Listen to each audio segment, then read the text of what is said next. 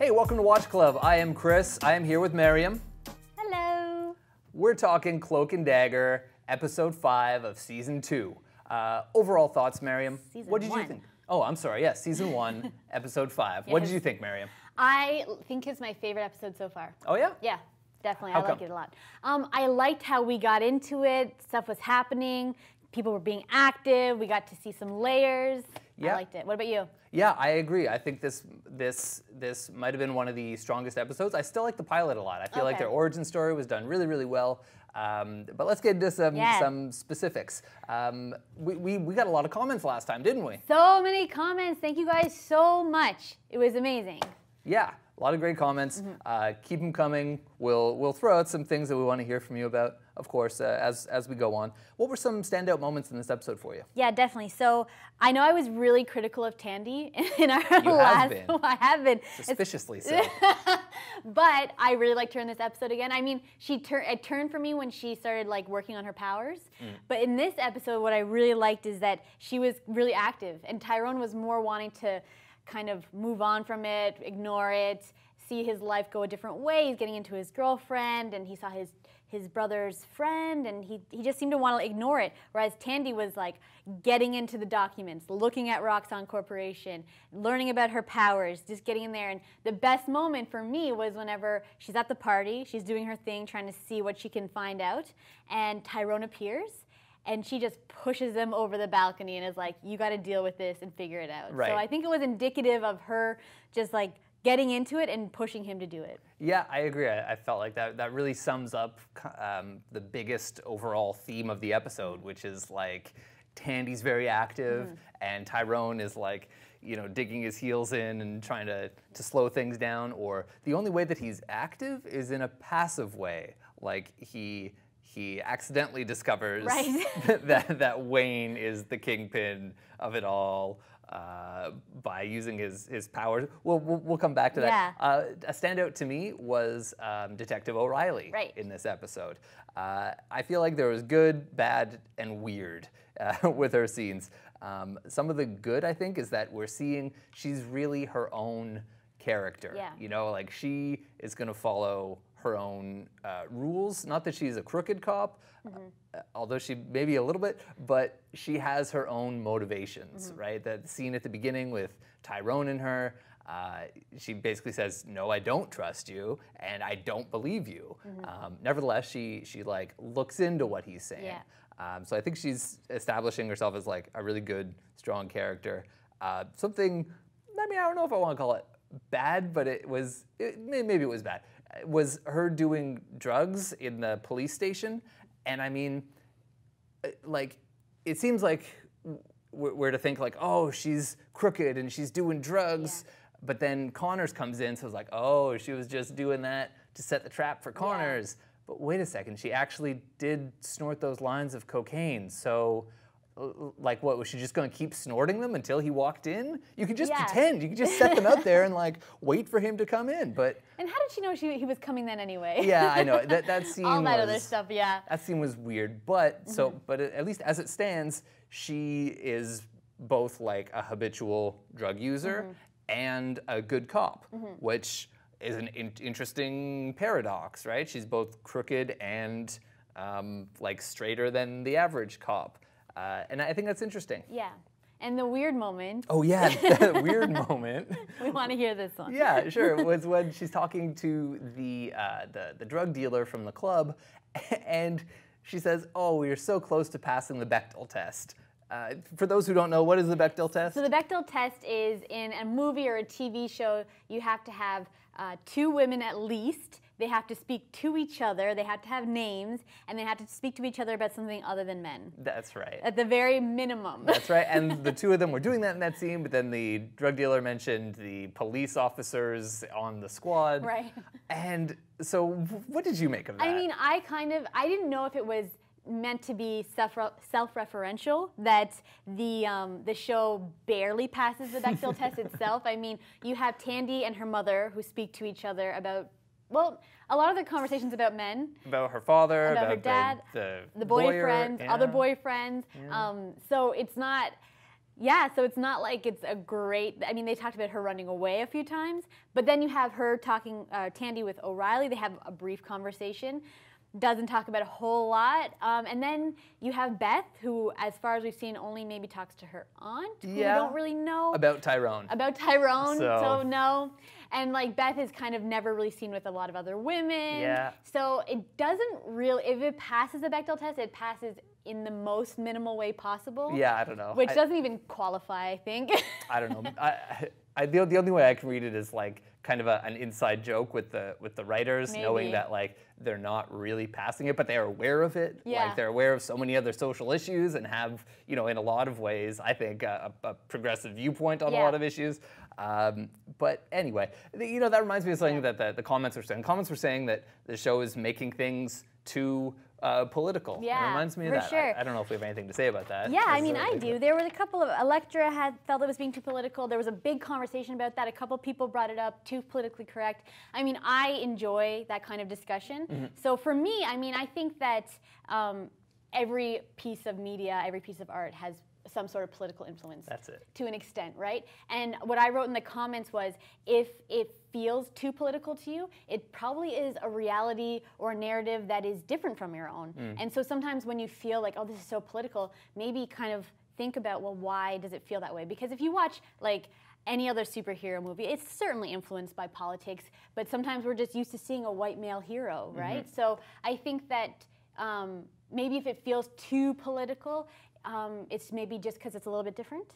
Might be, yeah. Maybe the advice to like, you know, just listen, you know, rather than judge. Like, suspend your judgment and just listen. And see how you feel about it at the end. Yeah. Another thing that we saw in the comments was people didn't like the music in this show, and that surprised me because I thought the music cues are good. This episode, I didn't like the music either. No. I felt like there was like 5 or 6 different songs, but it kind of felt like the same song over and over again. I don't really know how to describe it. It's like dark, but friendly dark, you know? Like pop music dark.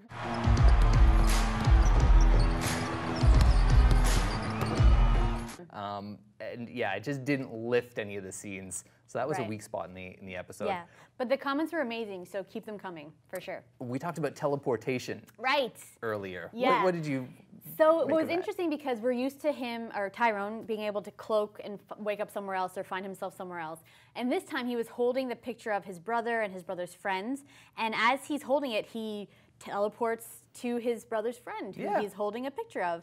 And it was so funny because at first I thought that he was seeing his brother's friend's fears through the picture rather than the physical touch. So I thought, oh, that's new. But then when the friend, or Wayne, as he speaks to him, I was so confused. And I guess, is that kind of a growth of his powers, that now he can teleport with just the image of someone? Yeah, well, Wayne did say in that scene that he was thinking of Tyrone because of the basketball game coming up that night. He was thinking of him. So maybe it's because they're thinking of each other that he teleports to him. But yeah, there was no cloak involved. And is that the first time we've seen teleportation without a cloak? I guess we see it again later when he falls in the water. That's true. So I guess the teleportation isn't tied to the cloak necessarily. Yeah, which, yeah, I'm not sure how I feel about that. That feels convenient, but it whatever. Feels like we're already straying from Cloak and Dagger. I think the important thing is that, yeah, right, it's just like teleportation and dagger. It's anywhere at any time, whoops, and dagger. There I am. There I am. I think as long as they establish the rules soon and stick with them, I think I'll go along with it. But I did think that that the sense of like the teleportation could happen like outside of his control gave a layer of like anxiety, of tension to the basketball game. Right. Because it's like he could be carrying the ball down the court and boop, he's gone. And then what kind of a commotion would that cause? Yeah, you know? yeah. I mean, already the ball teleported, which was kind of interesting. Right. But I want to say about the basketball game, and tell me in the comments what you thought. But like, to me, it was like the most poorly handled 10 seconds. Okay. Ever. I mean, it's supposed to be 10 seconds of the game, but it just stretched out and felt like it took him a minute to get from one end to the other. Was it meant to be 10 seconds? Yeah, they showed the clock. That's right. And the clock didn't even start when he started carrying the ball. That's I mean, true. I don't know. I played basketball, but maybe the timer doesn't start until he crosses half court. Is that? I have a slight counterpoint. Oh, please. Because I love a high school sports drama, anything. So the more that game drags out with me, suspenseful, the more I love it. Fair enough. So maybe they're playing to people like me. I thought it was specifically the timer that was not handled well. Yeah. So maybe I'm nitpicking. Maybe I'm nitpicking. And it wasn't like it was in slow motion or anything. It was, I guess so. Let me ask you this. Yeah. Why did he throw the game? Or did he throw the game, and why? Did he intentionally miss the shot? I think he did, because we're told throughout it that he is such a good shot, and we see him making shots. That's right. And then he misses one. What do you think? Yeah, so I think that, leading up to that, we see that he sees the fears of a bunch of people, right? He sees the fear of the ref, who's been told to put it in the favor of his team. That's right, he's been threatened. We see, teenagers dealing with issues with parents, with peer pressure and stuff like that. So he's seeing and it's always from the other side. It was the other team that he was seeing. And so part of me was wondering, did he throw it to kind of give that team, those guys that he saw their fears, maybe to make them feel better? Or was he doing it because he didn't like that he was being controlled by the ref? Or I'm not sure. What was your thought? I mean, I have a few thoughts about it. One of them is that he might have just killed that ref. Yeah, right? Is the ref going to get his throat slit now? The ref looks terrifying. Yeah. Anyway, I have a few thoughts, but I'd rather hear in the comments what people thought about that. Like, why did he throw the game? What were his motivations? Or did he? I don't know. And was it too much that he was smiling after? Like, he's happy for Hancock? Anyway, what do you think? So we've said before in the past that the dialogue in the show can be a bit uneven, clunky sometimes. I'd like it if we pointed out the clunkiest line of each episode.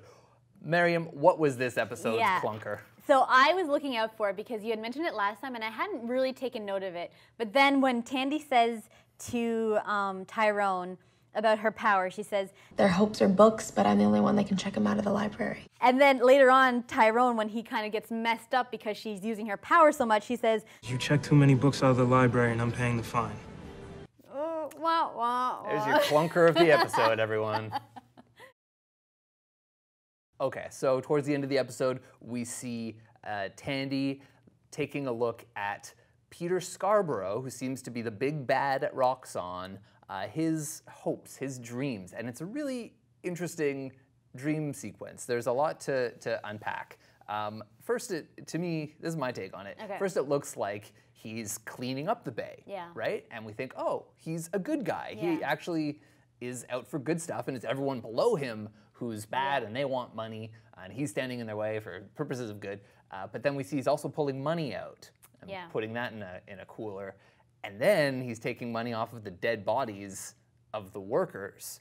So he's clearly not a good guy, right? No, what do you make of this? Yes, and I think that you're right. I think that even Tandy had the same arc. Trajectory arc that you had, that she kind of thought, oh my God, he's not bad. And he's also, at the time, he's also helping her with her tire. That's so true. You're kind of like, maybe that all comes together. She thinks that he's actually a nice guy.